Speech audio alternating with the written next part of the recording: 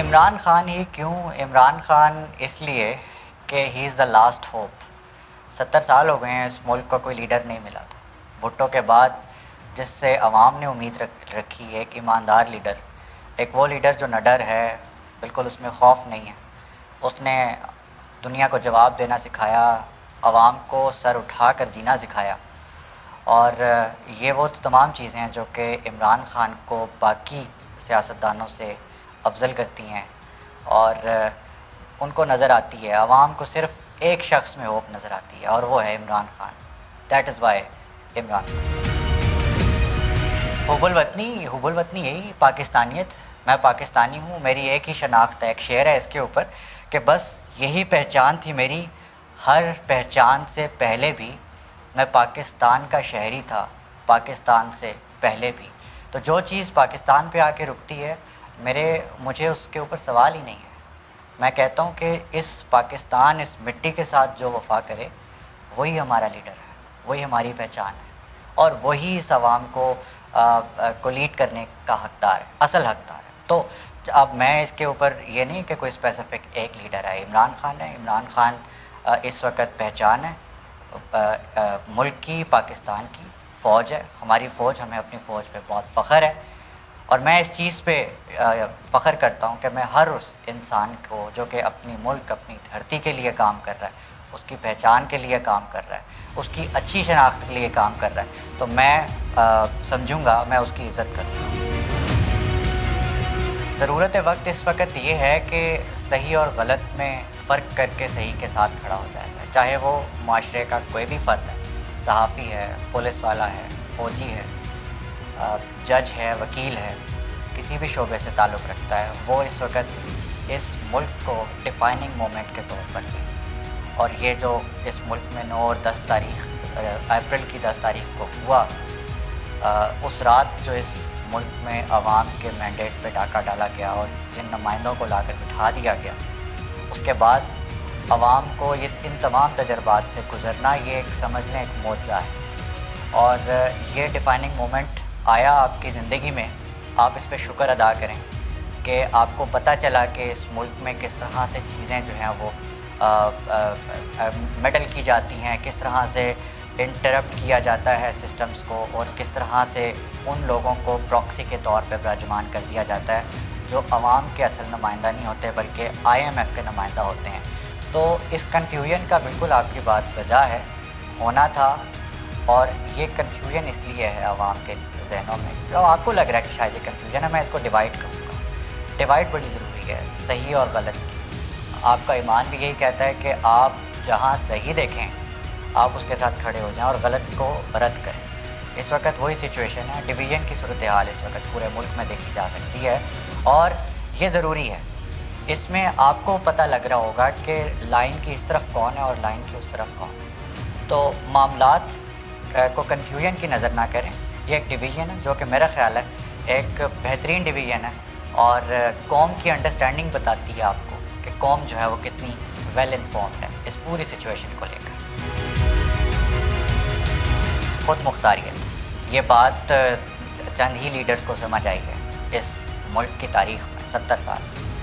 اور یہ جو ہمیں بتایا جاتا ہے کہ جی IMF، امریکہ نے ہمارے وینٹیلیٹر لگائے ہوئے ہیں، کوئی کہتا ہے کہ جی ایبسولوٹلی ناٹ نہیں کہنا چاہیے تھا. اب جو تازہ ترین نجم سیٹھی کا بیان آیا ہے کہ ہمیں اڈے دینے کے لیے پاکستان کو نیگوشیٹ کرنا چاہیے، کیونکہ ہماری تاریخ کہتی ہے کہ ہمیں امداد دی امریکہ نے. تو ایک امداد کے پیچھے ہم اڈے دے دیں افغانستان کے خلاف، تاکہ وہ دوبارہ ریپیٹ ہو جو پاکستان میں آج سے پہلے بلڈ شیڈ ہوا.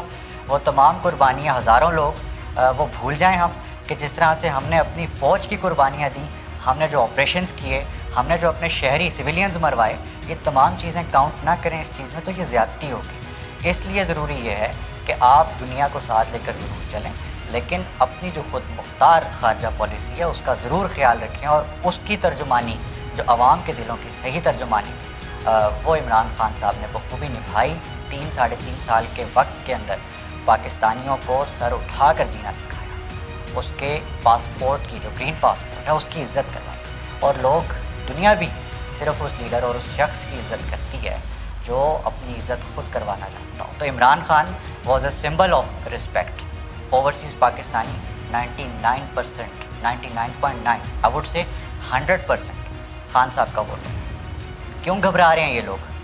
क्यों उनके वोट का राइट उनको नहीं दे रहे? यही वजह है। क्यों? क्योंकि सबको समझ आ गई है who is right and who is wrong and who deserve to be the leader of Pakistan. Neutrality is nothing. हमें जर्नलिज्म की क्लासेस में पढ़ाया जाता था, मुझे ये बात आज तक समझ नहीं आई कि ये न्यूट्रल रहना क्या होता है। सहाफ़ी के लिए न्यूट्रल रहना क्या, कुछ भी नहीं होता। मुझे ये बताएं, इराक़ के ऊपर जिस वक़्त चढ़ाई की अमेरिका ने, उस वक़्त न्यूट्रल थी पूरी दुनिया सिवाय एक अल जज़ीरा के।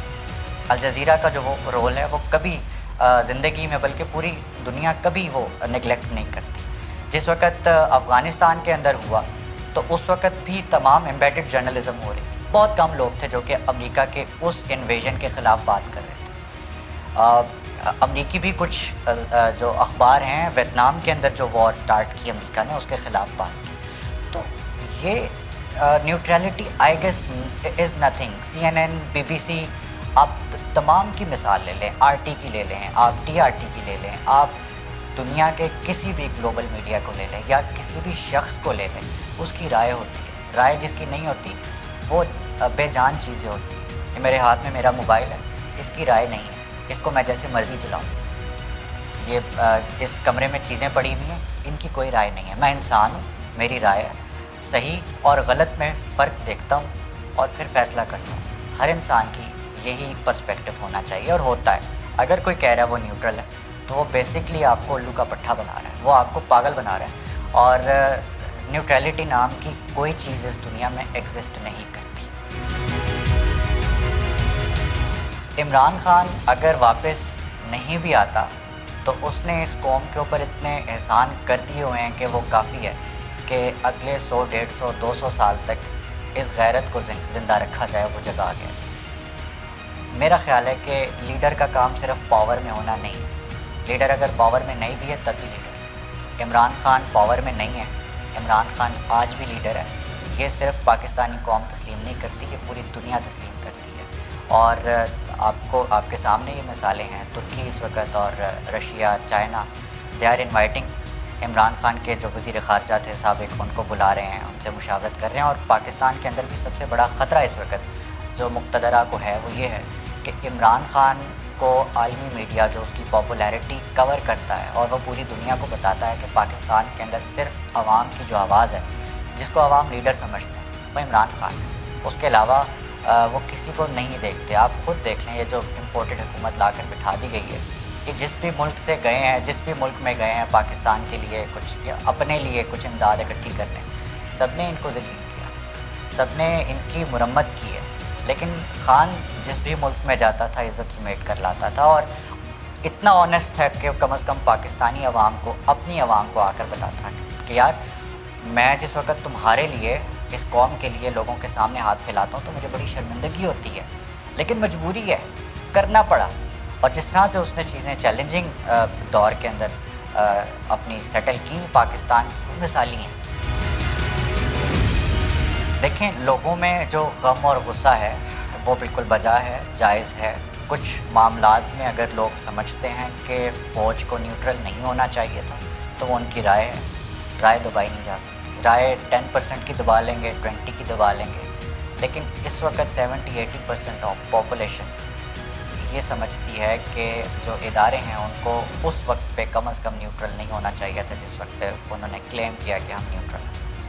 और इदारों का तो मेरा ख्याल है बनता भी नहीं है। खान साहब बिल्कुल अपने राइट पे खड़े हैं और खान साहब इवन किसी का नाम लिए बग़ैर वो अगर अपना एहतजाज कर रहे हैं, रिकॉर्ड करा रहे हैं, तो आवाम उनसे 100 कदम आगे है। इसको कहते हैं वेल इन्फॉर्म्ड आवाम, इल इन्फॉर्म्ड नहीं है। ये लोग जानते हैं किसका क्या किरदार, और ये आज की बात नहीं है, ये तारीख़ में लिखी जा रही है, एक एक चीज़ लिखी जा रही है कि क्या था, किसका किरदार था।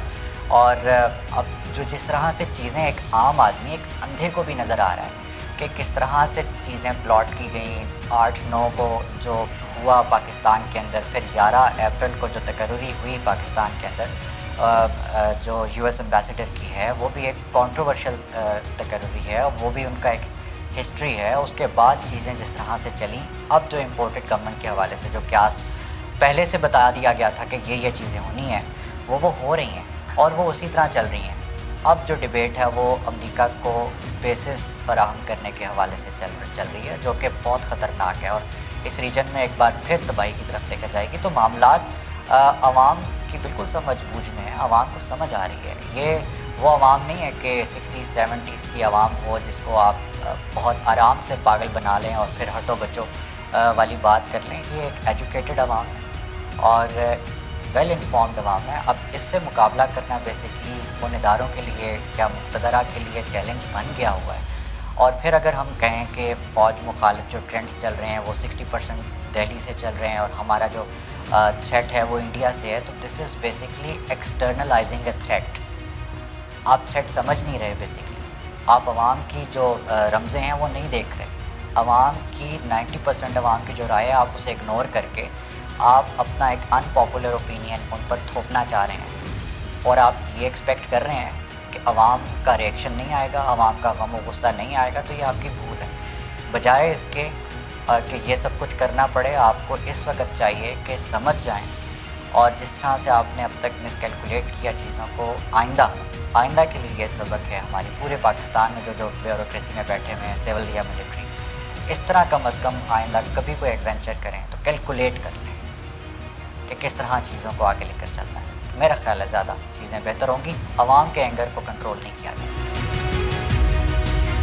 دیکھیں جی، میں پاکستان کا شہری ہوں، مجھے پتہ ہے کہ میں یہیں پیدا ہوا اور میں نے مرنا بھی اسی مٹی میں ہی جانا ہے اس کے بعد، اور مجھے اس چیز پہ بہت فخر ہے۔